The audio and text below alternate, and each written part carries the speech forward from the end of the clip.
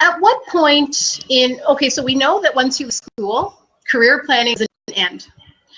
And that it is something that we have to do at intervals throughout our adult life, our working life. Could you talk about what the trigger may be?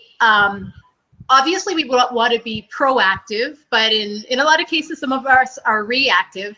And what are some of the signs that we would observe in our work life that might, send a light off saying, you know what? I think I should I can consult a coach about some of these issues. What are some of those triggers? Marcus? Okay, I'm going to give you sort of a biased departure point. I work with a lot of folks.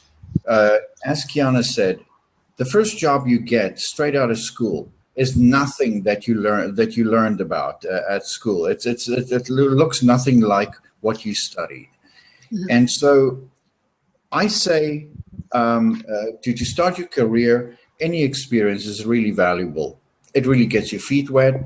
You learn the give and take of the corporate environment and so forth.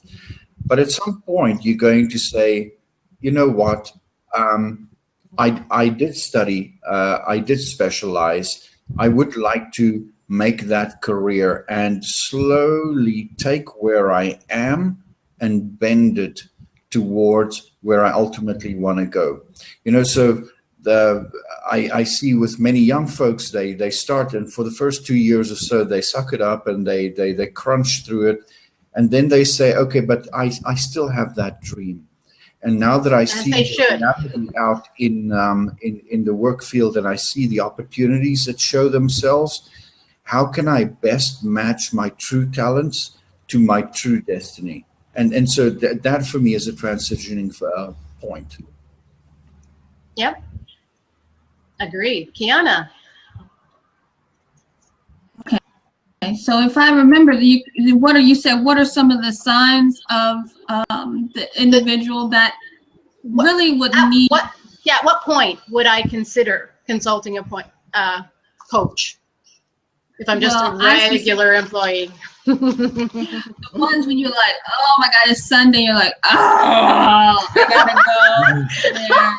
Oh my goodness. Okay, that's probably a good time. Yeah, that's not that is not a flag. That's an alarm. I think it is what they term that. Is that why you're so busy on Mondays, Kiana? Yes. Actually, all joking aside, if I could just interject, most heart attacks occur on a Monday morning. It's true.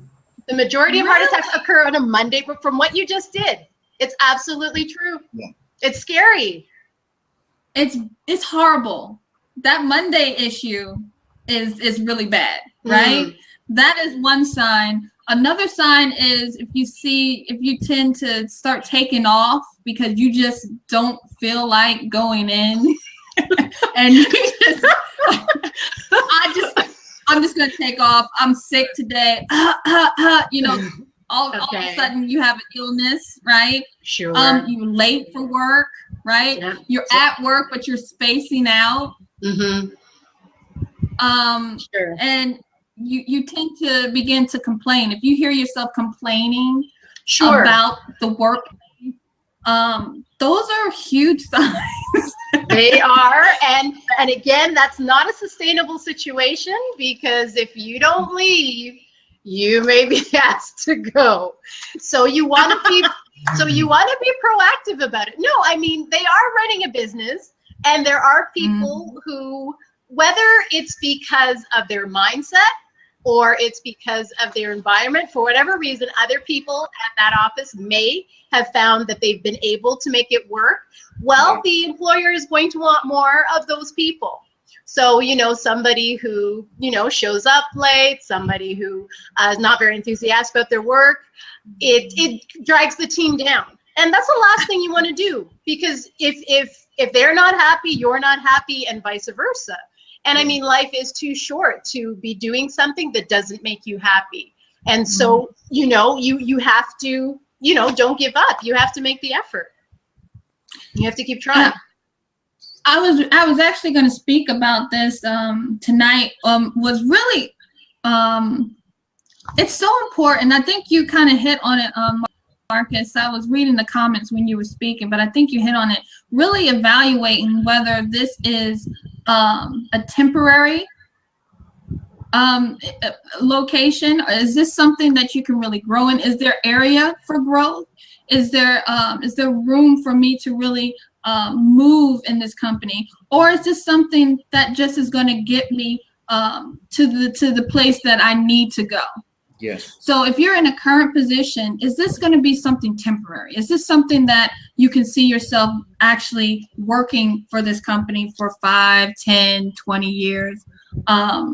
And then you have to be very aware of that, so that if it is a temporary position, treat it as accordingly. Do your best. Of course, your work ethic is so important, but don't get so tied up into all the politics that might be involved, and really do your best to network and then move on. You know what? Yeah, this is true. With temporary, not everybody can always have the dream job. But if you recognize that you're in a certain spot and it's temporary, keep reminding yourself on the Sunday night why you are doing this, and give it a purpose. And that deals with having an internal locus of control rather than blaming the world around you. You know, so I think that is really, really important. And also remember that what I say to many of the folks that I coach is, if you have to take that survival job, if you have to take something just to bide the time with, as soon as you have it and as soon as you've mastered that task, start working really proactively and constructively at your exit strategy towards where you really need to go. Yes. Time is a flying, and the older you get, the less flexible you become, the less flexible the workplace becomes, and you find yourself at a certain age, which I won't name because I'm probably at that age, and nobody wants you in a new or a growth area anymore, right? And now you're a lifer in that dead end road that you've created through inaction. Right. So setting a timeline for yourself is key. So when you take that job that may not be your ideal job, give yourself the 1 year or the 2 years and actively work on your strategy, which you should create, so that you don't get down in that job. That you go out there, that you meet people in the network of the place where you want to go, make those connections, take some courses if you think that will help, and really put a plan together. Perfect.